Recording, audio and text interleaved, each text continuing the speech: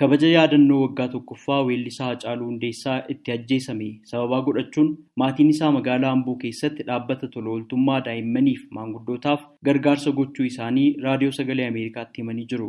Haati warraaf haati ijoollee isaa sadii aadde Faantuu Damissoo gargaarsa godhan kana ilaalchisee akkas jedhu. Haceen koo yeroo lubbuun jiraatu waa baay'ee yaada. Akkuma beekamu wantoota hedduus godheera. Haceen namaaf hin dhaqqaba. Garuu namni isaaf dhaqqabee hin jiru. Kan na ajaa'ibus, kan na gaddisiisus, kaniin immoo itti barachaa jirus kanuma natti fakkaata. Kaayyoon isaa fi karoorri isaa yeroo baay'ee namoota gargaarudha. Keessa isaa kan jiru kaayyoo isaa sanammaan immoo galmaan hanga yoo rabbi na gargaare jedheen har'aas itti argame jechuudha. Aadde Faantuun kana booda hin boo'u kanan boo'u yoon kaayyoo Haacaaluu galmaan hin geenye qofaa erga jedhaniin booda mul'ata Haacaaluu akkamitti akka mul'isuu fedhan illee ibsanii jiru. Haceen Faantuu keessa jira. Kaayyoo isaa sana galmaan ga'uudhaaf itti qophaa'een jira. Garuu mukti tokko immoo qophaa isaan boba'u jedhamti hiree Oromoon hin naamamaaku. Kanaafiyyuu uummatan qabaa. Haceen koo akkuma jedhan uummata kootiif qaaliidha jedheera. Uummanni immoo isaaf maalidha kan jedhu deebisaa kanarratti argadha. Akka ergaattis akka imaanaattis kan dabarfadhu amma waggaa tokko namoonni hedduun maqaa isaatiin daldalaniiru. Waa hedduus jedhaniiru. Gocha isaanii kanarraa otoo dhaabbatanii natti tola. Gargaaruu kan barbaadan maqaa foondeeshinii kanaatiin gargaaranii maqaa isaa akka dhaabnu akka siidaatti akka dhaabnu barbaada. Ani nan darba. Kan natti aanee jiru immoo dhaloota biraatu dhufa. Dhaloota biraa sanaaf immoo seenaa isaa dabarsuun barbaada waan ta'eef faawundeeshiniin isaa kun akka lafa nuu qabatee nuu deemuuf uummanni na bukkee akka dhaabbatu abdiin irraa qaba. Maqaan isaa akka ka'u warri hin barbaanne jiru. Garuu kan baay'een itti gammadus kan waaqa galateeffadhus Haceen koo jiruyyuu biyya raasa. Du'ees biyya raasaa jira. Kanaan immoo waaqa koon galateeffadha. Cimni kun eessaa dhufe Faantu?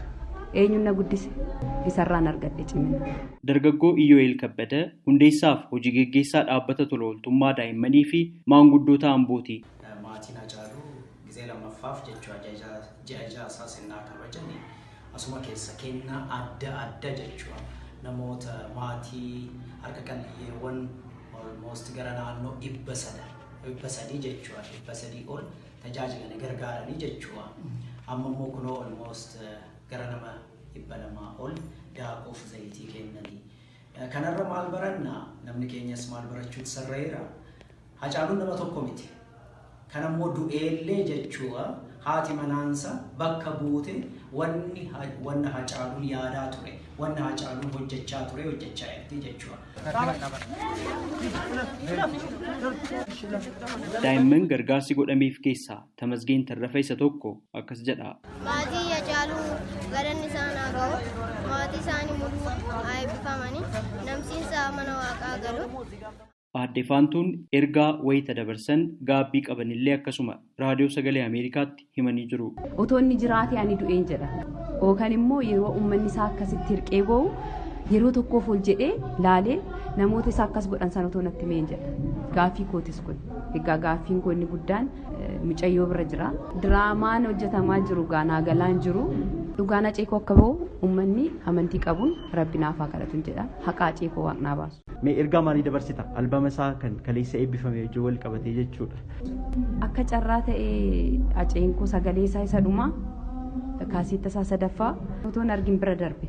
Akkasumatti immoo mucaa isaa isa sadaffaa otoon qabatiin otoon dhungatiin bira darbe. Kuni baay'ee natti dhaga'ama. Maaf akka ta'e garuu hin beeku. Gaaffii ishiin gaafattuufis deebii akkamii akkan deebisu hin beeku. Jechuun ammas irra deebi'een jedha Haceen koo ani uummata kootiif qaaliidha jedheera. Uummanni sun ammoo Haceedhaaf maalidha kan jedhu albama isaa isa haaraa kana orijinaala isaa bitachuun akka seenaatti mana isaa akka keewwatu imaanan irra godhadha. Egaa akkuma jedhe uummanni koo immoo anas nan qaanessu Hacee koo akka kabaje sagalee Hacee koos akka kabaju imaanan irra keewwadha jechuudha. Weellisaa Haacaaluu Hundeessaa waxabajjii 22 bara darbe magaalaa Finfinnee naannoo koondoominiyeemii Galaan jedhamutti namaan ajjeesamee namootni ajjeechaa isaan shakkaman mana murtiitti deddeebi'aa jiraachuun isaanii ni beekama. Gabaasa raadiyoo sagalee Ameerikaaf Naakoor Malkaa Amboorraa.